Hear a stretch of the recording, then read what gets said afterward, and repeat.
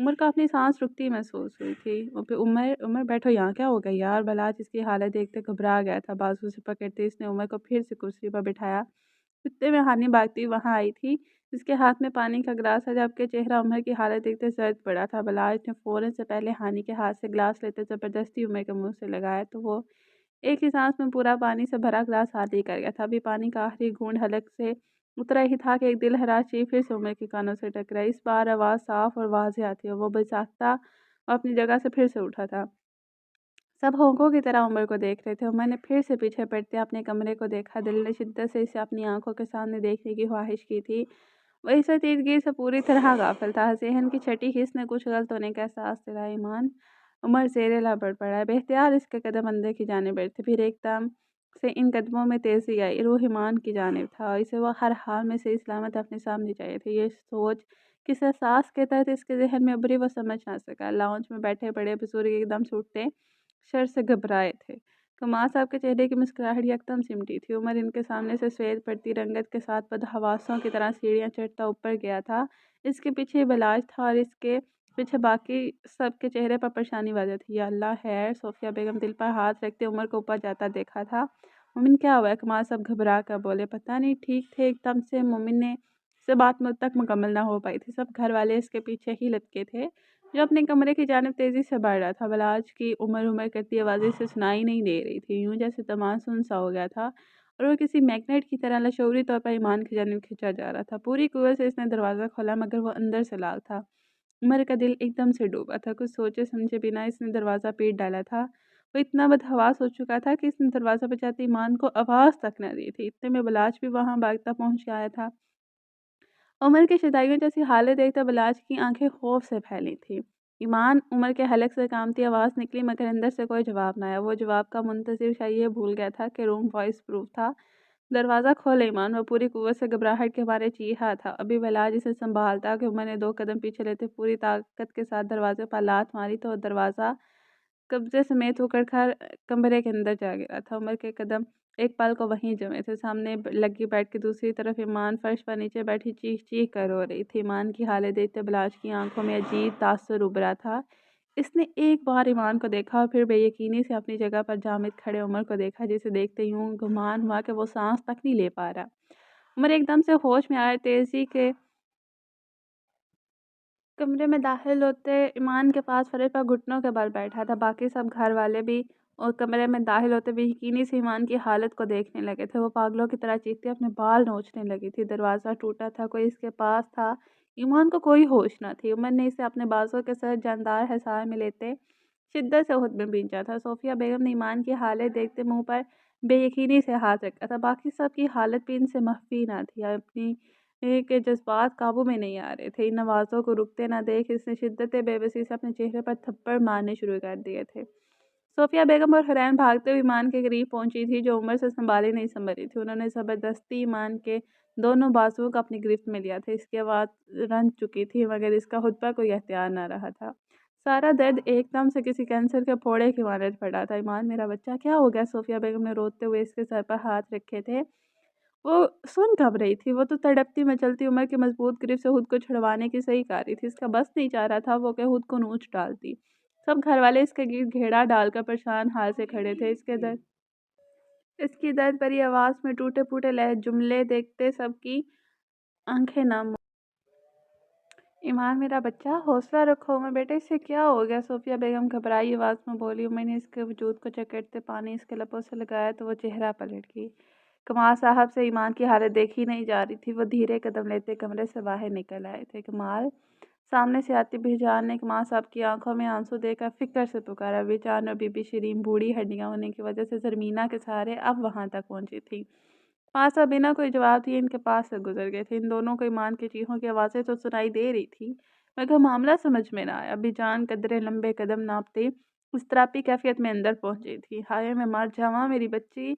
ईमान की हालत देते बीजान ने दिल पर हाथ रखा था। वो तड़प कर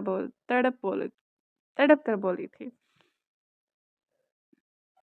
हाय मैं मर जावा मेरी बच्ची! ईमान की हालत देखते बीजान ने दिल पर हाथ रखा। वो तड़प कर बोली थी, उमर हमें हॉस्पिटल चलना चाहिए। पलाश ने उमर को देखते परेशानी से कहा, नहीं हॉस्पिटल जाने की ज़रूरत नहीं है, तुम ये ड्रॉअर खोलो, इसमें ब्लू कलर का मेडिसिन बॉक्स होगा वो निकालो। उमर ने जैसे बोला बलाज को कहा तो वो फ़ौरन से ड्रॉअर खोलते ब्लू कलर का बॉक्स निकाल आया। तो उमर इसे हदाया देता कि बलाज उमर की बताई गई गोलियां बॉक्स में से ढूंढ कर निकालने लगा। ईमान को फिर से पैनिक अटैक हुआ था।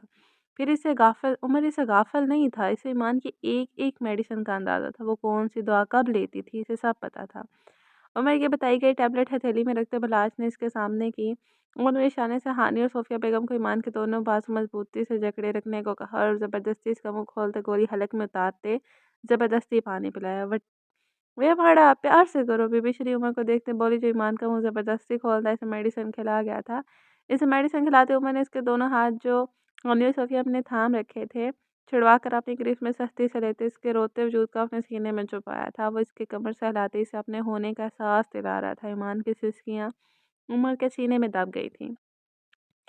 चंद मिनट के वक़्फ़े से इसे थोड़ा-सा हौसला मिला था, अब इसकी हिचकियाँ सिसकियों में बदल गई थीं। उमर ने ईमान के हाथ पर गिरफ्त ढीली की तो वो अपने दोनों बाजू उमर की कमर की सख्ती से बाँध गई थी। वो अब भी इसकी कमर सहला रहा था। सोफ़िया बेगम की इसके पास बैठी, कभी इसके बाल सहलाती तो कभी इसके सर पर प्यार करती, इसे पुचकारती भी। जान बेड पर ईमान के सरहाने बैठी तस्बीह पढ़-पढ़ कर इस पे फूँक रही थी। उमर में मैं ऐसी नहीं हूँ, वो सिसकियों के दरमियान बोली तो उमर ने इसके सर पर प्यार करते इसे मज़ीद हुस्न में भींचा था। ईमान उमर के सीने से चेहरा निकाल कर इसे देखते अब कतरे हवासों में थी। उमर मैं बदकिरदार नहीं हूँ ना मैं। आप मुझे जानते हैं ना ऐसी नहीं हूँ मैं। आप सबको बताएँ ना मैं ऐसी नहीं हूँ। उमर उमर आप पापा को बताएँ ना मैं करैक्टर। ईमान दर्द भरे लहजे में बोलते हुए उमर को देखकर बोली तो उमर ने इसके आंसू पोंछते इसे आगे बोलने से टोका था। बस जो मेरी ईमान बहुत पाकीज़ है, बहुत मासूम है। जान निकालूँगा इसकी जिसने तुम्हारी तरफ पहली निगाह से भी देखा। उमर जिसके माथे पर लब रखे थे बाकी सब तो इसकी बात पर एक बार फिर से सुन हुए थे। सूफिया बेगम मान की याद कही बात को सुनते ही सब समझ चुकी थी। इस सब से तो वो भी गुजरी थी। ईमान की बात समझते भी जान को भी लगा इनका दिल फट जाएगा। हुरैन तो ईमान की हालत देखते मुंह पर हाथ रखती रोने लगी थी।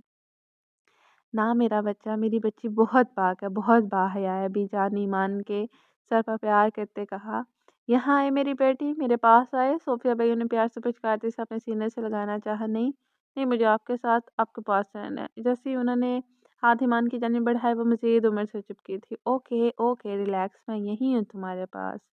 और मैंने इसे फिर से रोता देख इसके गिर्द हंसाता गया था। थोड़ी देर तक वो मुँह ही मुँह में बड़बड़ाते अपने किरदार की सफाइयाँ उमर को देती नींद में जाने लगी थी। जब वो सो गई तो उमर ने उठाकर इसे बेड पर लेटाया। वह गहरी नींद में होने के बावजूद उमर के गिर्द अपने बाजू सख्ती से बांधे हुए थे। उसने गिरफ्त हटाना चाहिए तो बिचार ने रोक दिया। मत हटाओ हाथ, अगर वो नहीं दूर हो रही तो मत हो इसे तो मत करो इसे खुद से दूर। बैठ जाओ बैठ। साथ ही इनकी बात पर उमर को कदरे झिझक सी महसूस हुई थी। वे लेट जाओ, तुम्हारा अपना बुड्ढी है। बीबी शिरीन बोली तो एक पल को सब मुस्कुराए मगर साथ ही संजीदा हो गए। ये सब क्या था उमर? सोफिया बेगम नाम आंखों से देखती उमर को देखती बोली थी और इसकी अपनी आंखें भी नाम थी। वो इस सब का जिम्मेदार खुद को समझ रहा था। उमर इसे जवाब न देते देख वलाक ने पुकारा। पैनिक अटैक था। उमर धीरे से बोला तो सबकी आंखें हैरत से फैली थी। She is suffering from depression. अपने घर वालों के रवैये को अभी तक कबूल नहीं कर पा रही। जब बहुत ज़्यादा डिप्रेस होती है तो इनके कहे गए अल्फाज गूंजते हैं इसके कान में, वो बर्दाश्त नहीं कर पाती। उमर ने आहिस्ता आहिस्ता सारी बातें सब घर वालों को बता दी थी। सोफिया बेगम की आंखों से आंसू बह निकले थे। आज जो हालत उन्होंने ईमान की देखी थी बहुत साल कबल इनकी भी यही कैफियत थी। इन्हें एकदम से माजी में कहे अपने ही अल्फाज आए थे जो उन्होंने जमाल अहमद से कहे थे जब उसने कमरे में से निकलने से पहले कहा, अब देना अपनी पाक दामनी के सबूत सबको। जमाल हवासे से बोला, जमाल मेरी दुआ है अल्लाह तुम्हें एक प्यारी सी बेटी से नवाजे और फिर एक दिन तुम्हारा मकाफात इस पर लौटे। इससे भी मेरी तरह अपनी ज़ात पर ज़िल्लत सहनी पड़े, किरदार की सफाइयाँ देनी पड़ी और मेरी दुआ है कि वो मंज़र मैं देख कर मरूँ। इनके अल्फाजों पर तो सोफिया बेगम से दिल में उठती तकलीफ़ के बायस चिल्लाते बददुआ दे दी थी। जो सुनी गई थी वो प्यारी सी बेटी इनके सामने थी। वो इनकी बहू थी जो इस जालिम दुनिया से डरती इनके बेटे से लिपटी हुई थी। Okay, finally we are reading the comments. First of all, thanks to all of you. Thank you so much everyone. आप लोगों के इतने प्यार के लिए, इतना ज़्यादा ना ऑब्सेशन के लिए नावल के साथ। तो शुरू करते हैं comments reading. Mahvish Mahvish Sameer I think so Amazing. Let's vote for happy ending. Okay. Thank you so much, dear Naima. Naim Ahmed, thank you so much यार, मज़ा आ गया।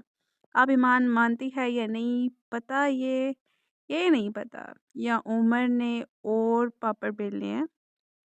Let's see and clear is all mind dear. देखते हैं ना क्या करते हैं, कितने कुछ होता है। वैसे आज के एपिसोड में कुछ तो अंदाज़ा हो चुका होगा आपको। आगे समरा शोएब ने किया है कि पूरे नावल में सबसे मज़े की चीज़ थी उमर की ड्रेसिंग। हाय और रऊफ की हंसी। यार वाकई वो सीन बहुत मज़े का था। तो वैसे thanks for the comment dear. आगे मैं भी राजा के of today's app was magnificent. Iman and Umar, Iman's intense expression of anger towards Umar was impressive. Okay. And our dear Umar even wore mismatched socks without even checking if they match or not. He was in depression, yeah. And the scene where Umar exchanged socks with her was hilarious. It is. How Umar said it was such swag. This is also today's fashion. Like seriously? यार dude, it's seriously. अगर shoes एक और हो सकता है तो socks क्यों नहीं? Iman is something else. She even hide Umar perfumes. Wow. Yeah. Let's see what arrangements our dear Umar has made to convince our dear Iman today. Will she agree or will she continue her anger? She continues her anger, dear. And thanks for the biggest and huge comment. Thank you. Name name हाँ, name Ahmad ने किया thank you so much यार, मज़ा आ गया। आप ईमान मानती है या नहीं पता है, ये नहीं पता या उमर ने और पेपर बेलने और पापड़ बेलने पड़ेंगे आई थिंक सो डियर। और नहीं, और से भी ज़्यादा। शबनम शबनम ने किया थैंक्स दी। Thank you, most welcome dear. मैं भी शामिल ने किया एपिसोड 59 अपलोड कर दें प्लीज़। अपलोड हो चुके हैं, आप रेड कर चुके हैं, तभी मैं आपका कमेंट रेड कर रही हूँ। ओके जी। आगे ज़ोया रानी के मैं आपका नॉवल रीड किया है। इट्स सो ऑसम, ज़बरदस्त, interesting, mind blowing, super duper cute, emotional है। प्लीज़ प्लीज़ रोज़ाना एपिसोड अपलोड करें। Thank you so much for this kind of appreciation dear.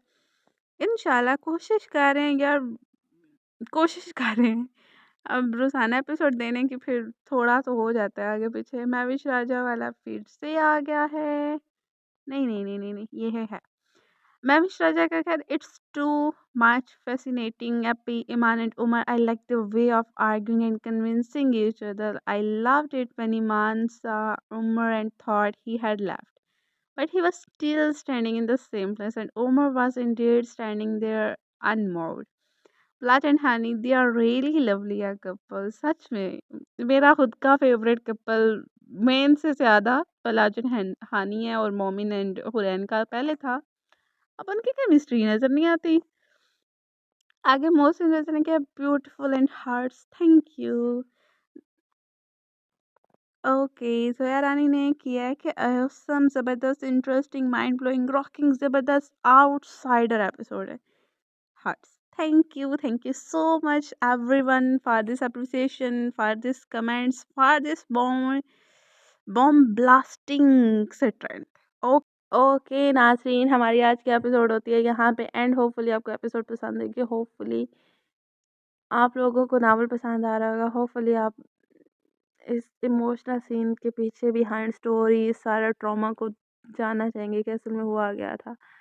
तो देखते हैं नेक्स्ट एपिसोड में होता है क्या, राइटर ने आगे क्या लिखा है, हमें देखने को क्या मिलेगा। तो मिलते हैं नेक्स्ट एपिसोड के साथ। स्टोरी क्या टर्न लेती है, कहाँ जाती है, कहाँ पहुँचेगी और कहाँ जाके इसका एंड होगा। तो मिलते हैं नेक्स्ट एपिसोड के साथ। तब तक इन्हें अपना ख्याल रखिएगा। अल्लाह हाफिज़।